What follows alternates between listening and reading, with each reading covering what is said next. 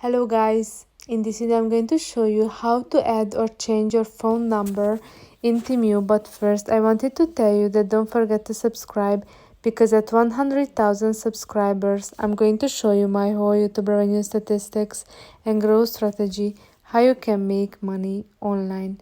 So let's jump into it. After you open the app, you have to click on the U option, which is on the bottom of the screen in the middle. And now if you scroll down, you should see the settings option, the last one. Click on it and now click on the account security, and you should see the first option is mobile phone number.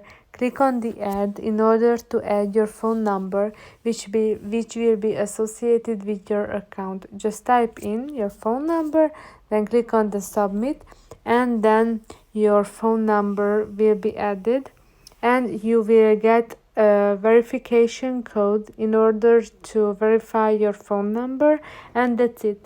After that, for example, if you want to change it, you can change it if you come here and change your phone number. So that's it for this video. I hope that it was helpful for you.